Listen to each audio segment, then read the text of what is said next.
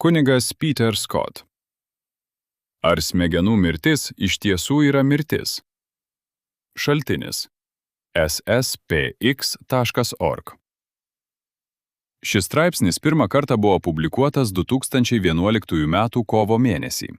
Atsižvelgiant į tam tikrus komentarus apie popiežiaus Benedikto XVI sprendimą atšaukti savo sutikimą būti organų donoru. Tai svarbus moralinis klausimas, kuris katalikams dažnai kelia sumaištį. Kunigas Peteris Scottas prieš įstodamas į seminariją studijavo mediciną, o 1988 metais jį įšventino arkivyskupas Lefebvras. Jis dirbo seminarijos teologijos, filosofijos, lotynų kalbos ir istorijos profesoriumi. 2 kadencijas iš eilės ėjo SSPX Jungtinių Amerikos valstijų apskrities vyresniojo pareigas. Taip pat buvo Šventojo kryžiaus seminarijos Golburne, Australijoje rektorius. Šiuo metu jis yra prioras ir akademijos direktorius Rodesporte, Pietų Afrikoje. Jo straipsniai ir atsakymai į šiuolaikinius medicininius klausimus jau daugelį metų sulaukė didelio pripažinimo. Smegenų mirtis ir organų paėmimas.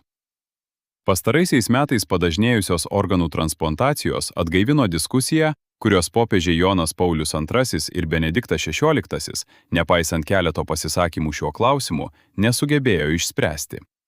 Diskusija nesusijusi su pačiu organų transplantacijos moralumu. Šis klausimas iš tikrųjų buvo išspręstas popiežiaus Pijaus XII, kai jis kalbėjo apie akies ragenos transplantaciją, kurią galima paimti iš mirusiojo kūno. 1956 m. gegužės 14 d. savo kalboje akių chirurgijos specialistams jis sakė: Lavonas, tikrąja šio žodžio prasme, nėra teisių subjektas, nes jis neturi asmenybės, kuri vienintelė gali jį paversti teisių subjektu. Pašalinimas nebėra gėrio atėmimas. Regos organai iš esmės lavone jau nebeturi gėrio pobūdžio, nes jie jam nebetarnauja ir neturi jokio ryšio su kokiu nors tikslu. Iš čia jis daro išvadą. Kai iš mirusio žmogaus paimama ragena, nepadaroma jokios žalos nė vienai iš gėrybių, į kurias jis turi teisę, nei jo teisei į šias gėrybės. Cituojama iš Courrier de Rome, numeris 312, 2008 m. birželis. Tie patys principai gali būti taikomi gyvybiškai svarbių organų transplantacijai, kuri yra morališkai leistina su sąlyga, kad jie paimami iš lavono. Jonas Paulius II patvirtino šį labai aiškų mokymą 2000 m. rugpjūčio 24 d. kalboje 18-ame Tarptautiniame medicinos transplantacijos kongrese. Atskiri gyvybiškai svarbūs organai iš kūno gali būti paimti tik po mirties. Šis reikalavimas yra akivaizdus, nes elgtis kitaip reikštų tyčia sukelti donoro mirtį, paimant jo organus. Smegenų mirtis ir tikroji mirtis. Tačiau diskusija yra susijusi su mirties momento nustatymu, kuris yra būtinas, kad organų transplantacijai organus būtų galima paimti morališkai priimtinu būdu. Sunkumas glūdi tame, kad mirties momentas, sielos nuo kūno atsiskyrimas, nėra toks įvykis, kuris visada yra akivaizdus empiriškai. Be to, aišku, kad kaip pripažįsta tiek Pijus XII, tiek Jonas Paulius II, šio momento nustatymas nėra teologijos ar bažnyčios magisteriumo klausimas, bet techninis klausimas, už kurį atsakingi medicinos profesijos atstovai. Iki 1968 m. mirties momentas buvo nustatomas pagal kvėpavimo ir širdies funkcijų sustojimą. Tai yra visiškai būtina išlaikyti gyvos būtybės gyvybei. Tačiau būtent 1968 metais buvo pirmą kartą pasiūlyti ir priimti Harvardo kriterijai, pagal kuriuos mirties faktui nustatyti gali būti naudojama smegenų mirtis. Šio klausimo specialistas profesorius Seifertas 2009 m. vasario 24 d. leidiniui LifeSite News sakė: Veltui ieškome kokių nors argumentų, pagrindžiančių šį beprecedentį mirties nustatymo pokytį, išskyrus 2 pragmatiškas priežastis, dėl kurių jis buvo įvestas, ir kurios visiškai nesusijusios su klausimu, ar pacientas yra miręs, o susijusios tik su tuo, kodėl praktiškai naudinga laikyti jį mirusiu arba taip apibrėžti. Tai noras gauti organus persodinimui ir turėti kriterijų, leidžiantį išjungti kvėpavimo aparatus intensyviosios terapijos skyriuose. Būtent smegenų mirties sutapatinimas su tikrąja mirtimi nuo 1968 metų tapo moraliniu pagrindu visoms gyvybei būtinų organų transplantacijoms, nes tai leidžia paimti organus iš žmogaus, laikomo juridiškai mirusiu. Vadinasi, nelaikomo iš tikrųjų žmogumi ir nebesančių žmogaus orumo ar teisių subjektu, išskyrus tiek, kiek tai nustatyta jo anksčiau pareikštoje paskutinėje valioje. Nors pagal visus išorinius požymius jis yra biologiškai gyvas, tik tiek, kad jo širdies ir kvėpavimo funkcijos yra palaikomos dirbtinai. Šią nuomonę sustiprino popiežius Jonas Paulius II, kai minėtoje 2000 metų rugpjūčio mėnesio kalboje jis pareiškė: Galime sakyti, kad neseniai nustatytas kriterijus, leidžiantis užtikrintai nustatyti mirtį, būtent visiškas ir negrįžtamas visos smegenų veiklos nutraukimas, jei jis taikomas griežtai, neatrodo prieštaraujantis rimtos antropologijos esminiams elementams. Šis moralinis tikrumas laikomas būtinu ir pakankamu pagrindu elgtis etiškai teisingai. Šią nuomonę dar labiau patvirtino 2006 metų Šventojo Sosto pareiškimas, pavadintas Kodėl smegenų mirties sąvoka yra tinkama mirties apibrėžtis, kurį pasirašė tuometinis popiežiaus namų teologas kardinolas Georges Cotier. Kardinolas Alfonso López Trujillo, tuometinio popiežiškosios šeimos tarybos pirmininko, kardinolas Carlo Maria Martini, buvęs Milano arkivyskupas, ir vyskupas Elios Grečia, tuometinis popiežiškosios gyvybės akademijos pirmininkas. Tačiau Jono Pauliaus II pareiškimas tikrai nebuvo galutinis, ir kaip ir Pijus XII, jis pripažino principą, kad abejonės atveju žmogus laikomas gyvu, o ne mirusiu. Tačiau mes pripažįstame moralinį principą, pagal kurį net paprasčiausias įtarimas, kad žmogus yra vis dar gyvas, sukelia pareigą visiškai jį gerbti ir susilaikyti nuo bet kokių veiksmų, kuriais siekiama sukelti jo mirtį. 2004 m. kovo 20 d.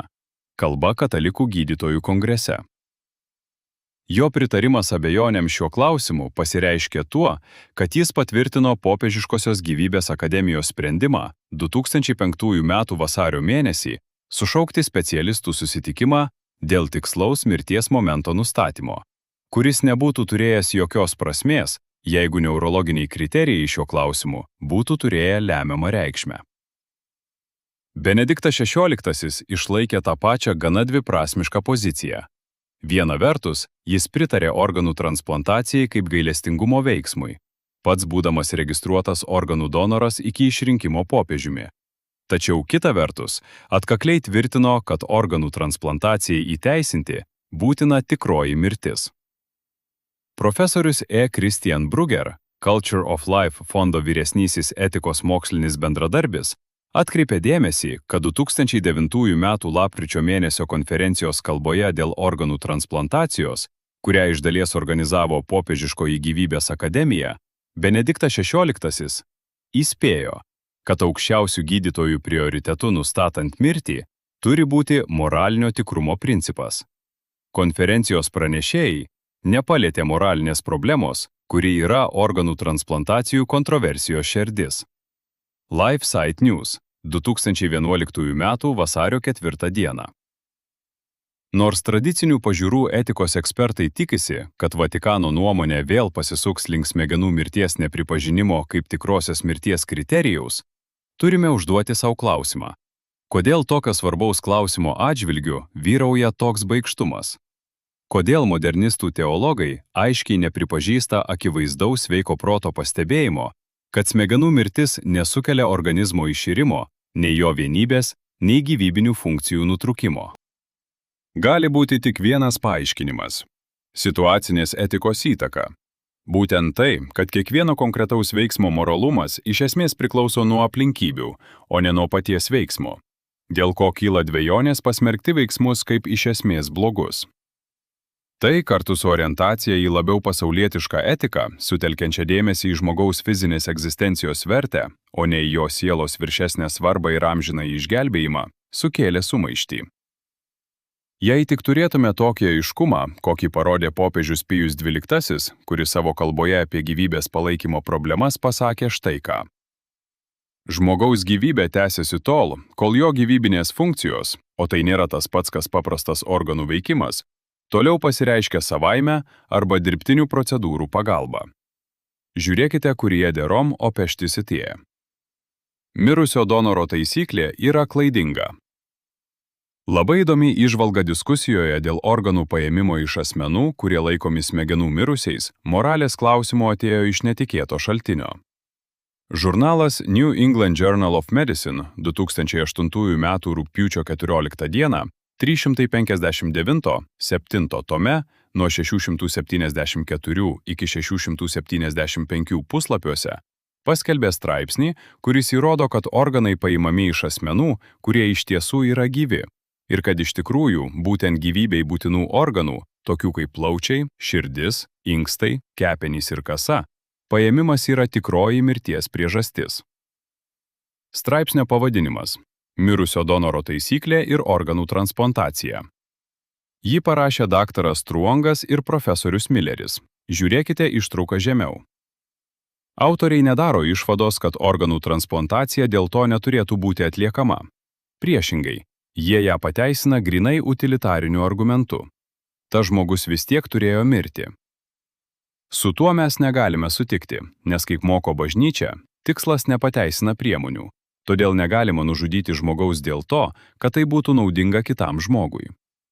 Vis dėlto žemiau pateikta minėto straipsnio ištrauka iliustruoja principą, kad organų donoras iš tiesų yra gyvas žmogus, taigi organų paėmimas yra sąmoningas gyvybės nutraukimas, o gyvybei būtinų organų transplantacija gali būti pateisinta tik kaip vienos gyvybės paėmimas siekiant išgelbėti ar pratęsti kitą gyvybę. Kitaip tariant, imantis Dievo vaidmens. Autoriai visiškai pritarė tokiam amoralumui, tačiau bent jau išvengė veidmainystės, bandydami jį pateisinti apsimesdami, kad smegenų mirties būsenoje esantis žmogus iš tikrųjų yra miręs ne žmogus, ir atkreipdami dėmesį į tai, kad jis išlaiko daug gyvybiškai svarbių funkcijų, bei tokioje būsenoje gali gyventi ištisus metus. Jų pačių žodžiais tariant. Neįtikėtina išvada, kurią galima padaryti iš šių tekstų, yra ta, kad nors gyvybiškai svarbių organų paėmimas transplantacijai iš pacientų, atitinkančių smegenų mirties diagnostinius kriterijus, gali būti visiškai etiškas. Priežastis, kodėl tai yra etiška, negali būti ta, kad esame įsitikinę, jog jie yra iš tiesų mirę. Jie net neabejoja medicinos specialistų motyvais, kodėl mirties apibrėžimas buvo pakeistas iš širdies sustojimo į smegenų mirtį, vien tik tam, kad būtų galima gauti organus transplantacijai. Blogiausiu atveju, toks nuolatinis rėmimas į šią nuostatą leidžia manyti, kad medicinos profesija dirbtinai pritaikė mirties apibrėžimą, kruopščiai suderindama jį su sąlygomis, kurios yra palankiausios transplantacijai. Geriausiu atveju ši taisyklė suteikė klaidinančią etinę priedangą, kuri neatlaiko atidaus nagrinėjimo. Tai kelia mums opią moralinę problemą dėl mirštančių pacientų, kurių vienintelė viltis išgyventi fiziškai glūdi širdies, plaučių ar kepenų transplantacijoje. Be abejo, jei mirties akimirką nustatyti tenka medicinos specialistams, tai bažnyčiai taip pat tenka garsiai ir aiškiai pareikšti, kad smegenų mirtis nėra tikroji mirtis ir negali būti naudojama kaip organų transplantacijos pateisinimas. Šiuos organus panaudojimui galima paimti tik iš kūno, kuris vis dar turi visas gyvybinės funkcijas ir yra nepažeistas. Tai yra biologiškai gyvas. Tai, kad žmogus yra smegenų mirties būsenoje, nieko nekeičia. Tokiems žmonėms nelieka kitos išeities, kaip tik susitaikyti su nepagydoma liga ir pasiruošti šventai mirčiai. Sutikti su organų donoryste reiškia sutikti, kad kito žmogaus gyvybė būtų nutraukta dėl savo naudos. Tačiau būtina aiškiai atskirti tuos asmenis, kurie galėtų gauti organą iš gyvo donoro, jei to organo paėmimas nesukeltų jo mirties. Tai pasakytina apie vieno inksto, kepenų ar dalies kasos, paimtos iš sveiko asmens arba iš mirštančiojo. Ragenos transplantacija arba tokias nekenksmingas procedūras kaip kaulų čiulpų transplantacija. Tokios transplantacijos, kurioms reikalinga donoro auka, bet ne gyvybės praradimas, turi būti aktyviai skatinamos, kai tik tokie būdai yra proporcingas ir tinkamas medicininis gydymas. Galiausiai katalikams reikėtų priminti, kad jie neturėtų duoti bendro leidimo savo organų transplantacijai, kaip dažnai prašoma, ir neturėtų leisti, kad toks leidimas būtų įtrauktas į jų vairuotojo pažymėjimą. Tai iš esmės reikštų leidimą amoraliai pašalinti jų organus ir juos pačius nužudyti, jeigu jie patirtų smegenų mirtį. Be to, tai atimtų iš jų katalikų giminaičių teisę sustabdyti medicinos specialistus nuo tokių veiksmų. Cituojama ištrauka. Kunigas Skotas citavo šį daktaro Truongo ir profesoriaus Millerio straipsnį, kuris buvo paskelbtas žurnale New England Journal of Medicine 2008 m. rugpjūčio 14 d. numeryje tomas 359, puslapiai nuo 674 iki 675. Jame šokiruojančiai parodoma, kad medicinos pramonė pripažįsta, jog smegenų mirties būsenoje esantys pacientai iš tiesų vis dar yra gyvi. Todėl neabejotina yra išvada, kad gyvybiškai svarbių organų paėmimas iš smegenų mirties būsenoje esančių pacientų yra amoralus. Mirusio donoro taisyklė ir organų transplantacija. Nuo pat savo atsiradimo organų transplantacija vadovavosi pagrindiniu etiniu reikalavimu, žinomu kaip mirusio donoro taisyklė, kuri paprasčiausiai nustato, kad prieš paimant bet kokius gyvybiškai svarbius organus transplantacijai, pacientai turi būti paskelbti mirusiais. Prieš atsirandant šiuolaikiniai intensyviai terapijai, mirties diagnozė buvo palyginti paprasta. Pacientai buvo laikomi mirusiais, kai jų kūnas buvo šaltas, pamėlynavęs ir sustingęs. Deja, organai iš šių tradicinių lavonų negali būti naudojami transplantacijai. Prieš 40 metų Harvardo medicinos mokyklos specialiai šiam klausimui spręsti skirtas komitetas, kuriam pirmininkavo Henry Beecher, pasiūlė peržiūrėti mirties apibrėžimą taip, kad kai kurie pacientai, patyrę sunkius neurologinius sužalojimus, taptų tinkami organų transplantacijai pagal mirusio donoro taisyklę. Smegenų mirties sąvoka mums puikiai pasitarnavo ir tapo etiniu bei teisiniu pagrindu tūkstančiams gyvybės išgelbėjusių donorystės atvejų ir transplantacijų. Nepaisant to, nuolat kyla klausimų, ar pacientai patyrę stiprius smegenų sužalojimus, apnėję ir praradę smegenų kamieno refleksus, iš tiesų yra mirę. Juk kai pažeidimas yra visiškai intrakranijinis, šie pacientai atrodo netgi labai gyvi. Jie šilti ir rausvi. Jie virškina ir įsisavina maistą, išskiria atliekas, bręsta lytiniu požiūriu ir netgi gali daugintis. Neįsigilinusiam žmogui jie atrodo lygiai taip pat kaip pacientai, kuriems atliekama ilgalaikė dirbtinė ventiliacija ir kurie miega. Argumentai, kodėl šie pacientai turėtų būti laikomi mirusiais, niekada nebuvo visiškai įtikinami. Smegenų mirties apibrėžimas reikalauja visiško visų smegenų funkcijų nebuvimo, tačiau daugelis šių pacientų išlaiko esmines neurologinės funkcijas, pavyzdžiui, vyksta jų pogumburio hormonų sekrecijos reguliavimas. Kai kurie teigia, kad šie pacientai yra mirę, nes yra nuolat be sąmonės, kas yra tiesa. Tačiau jei tai yra argumentas, tuomet pacientams esantiems nuolatinėje vegetatyvinėje būsenoje, kurie kvėpuoja patys, taip pat turėtų būti diagnozuota mirtis. Ir šį argumentą dauguma laiko neįtikinamu. Kiti teigia, kad smegenų mirties būsenoje esantys pacientai yra mirę, nes jų smegenų pažeidimas lėmė viso organizmo kaip vieneto veiklos nutraukimą. Tačiau įrodymai rodo, kad jei šių pacientų gyvybinės funkcijos palaikomos praėjus ūmios ligos fazei, kas daroma retai, jie gali išgyventi daugelį metų. Iš šios literatūros galima padaryti nemalonę išvadą, kad nors gyvybiškai svarbių organų paėmimas transplantacijai iš pacientų atitinkančių smegenų mirties diagnostinius kriterijus gali būti visiškai etiškas, priežastis, kodėl tai yra etiška, negali būti ta, kad esame įsitikinę, jog jie iš tiesų yra mirę. Per pastarosius kelerius metus mūsų pasitikėjimas mirusio donoro taisykle vėl buvo ginčijamas. Šįkart dėl to, kad kelias organų donorystei buvo atvertas po širdies sustojimo. Pagal šio tipo donorystės protokolus pacientai, kurių smegenys nėra mirusios, bet kuriems planingai nutraukiamas gyvybės palaikymas, stebimi, kol prasideda širdies sustojimas. Tipiniuose protokoluose pacientai paskelbiami mirusiais praėjus nuo 2 iki 5 minučių po asistolės pradžios, remiantis širdies kriterijais. o jų organai skubiai paimami transplantacijai.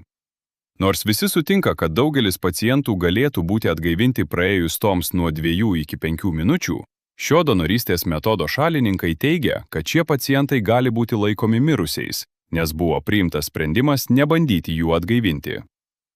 Toks mirties supratimas kelia problemų keliais lygmenimis. Širdies mirties apibrėžimas reikalauja negrįžtamo širdies funkcijos sustojimo.